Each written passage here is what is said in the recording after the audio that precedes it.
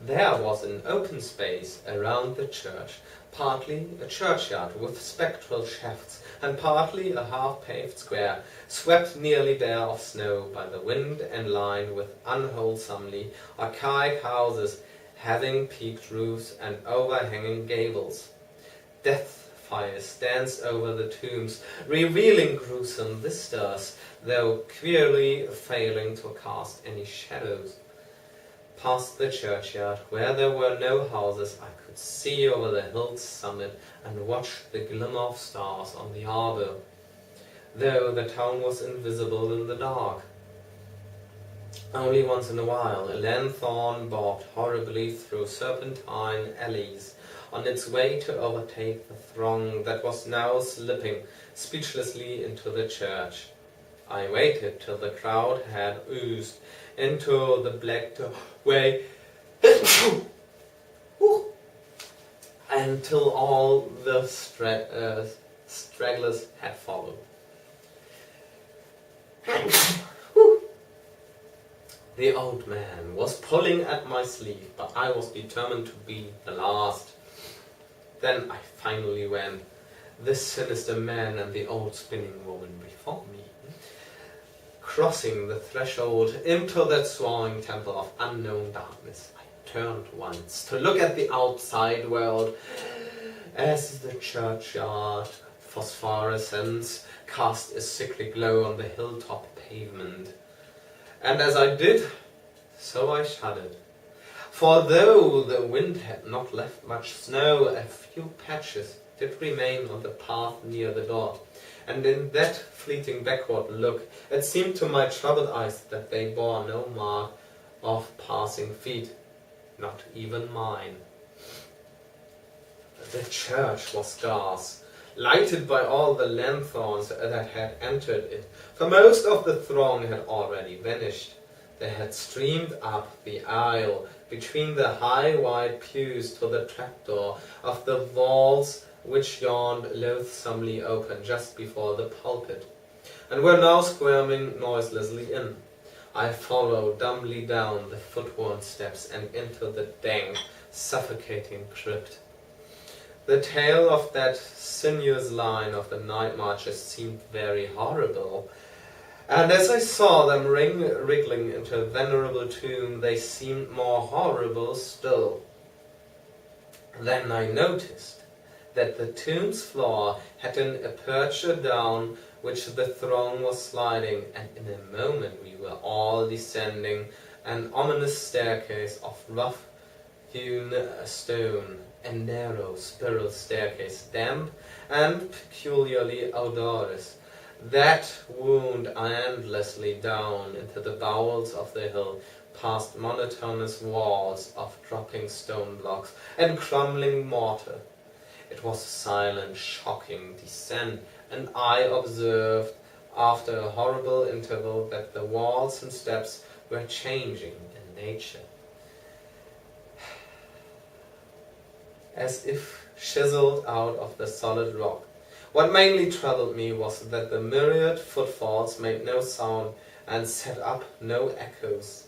After more aeons of descent, I saw some side passages or burrows leading from unknown recess of blackness to this shaft of nighted mystery.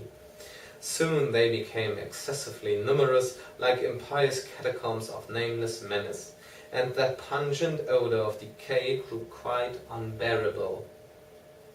I knew we must have passed down through the mountain and beneath the earth of Kingsport itself, and I shivered that the town should be so aged and maggoty with subterraneous evil.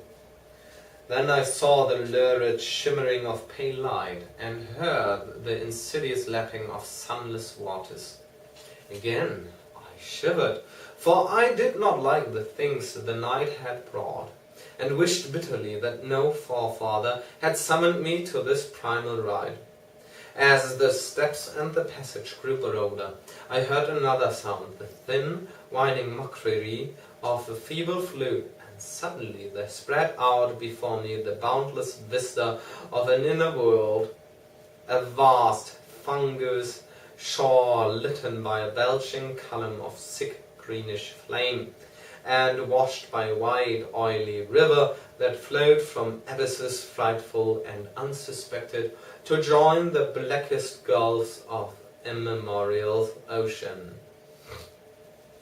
Fainting and gasping, I looked at that unhallowed Erebus of Titan toadstools, leprous fire, and slimy water, and saw the cloaked throngs forming a semicircle around the blazing pillar.